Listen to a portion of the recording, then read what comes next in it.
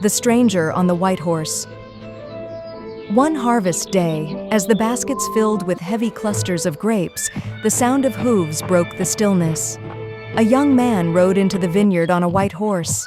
His clothes spoke of wealth, but dust and weariness clung to him.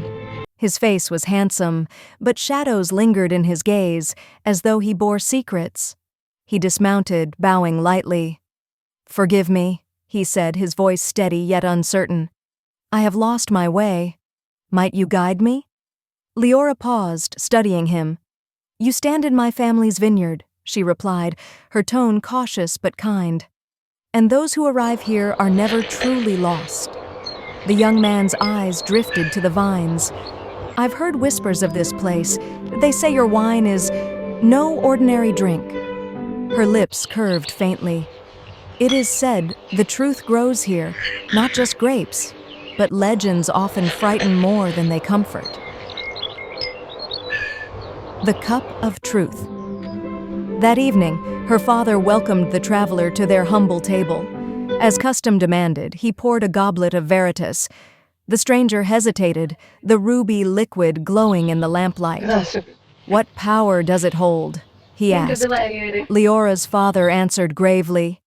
"It shows a man as he truly is, not the face he wears, but the heart he hides." The boy's jaw tightened. Slowly, he lifted the cup and drank. At once, the room seemed to shiver. His form blurred, like a mask dissolving. The arrogance that clung to him melted away. His weariness was stripped, leaving only gentleness and clarity. His face grew more radiant. His eyes brightened with honesty. Leora gasped softly. The boy touched his face, astonished. "I feel as though I have shed a shadow I never knew I carried," he whispered. Leora met his gaze. "The wine does not change who you are. It only shows what you were meant to be." Love among the vines.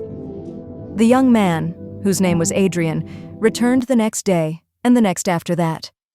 No longer a wanderer, he came to help in the vineyard, pruning vines and gathering grapes beside Leora. At first their words were few, but their silences were rich, filled with unspoken warmth.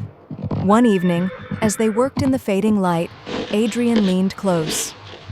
"Leora," he said softly, "I thought it was the wine that revealed me, but now I know it was you. When you looked at me, I wished to be better." Her cheeks flushed, and she turned to hide her smile. "Perhaps the vineyard chose you as it once chose us. Some truths are too sweet to be chance." From that day, they were inseparable. Their laughter rang through the fields, and the vineyard flourished as though love itself nourished the vines. The villagers, once wary, came to see them as keepers not only of the wine, but of a bond forged by truth. The legacy of Veritas. Years passed, and the vineyard thrived.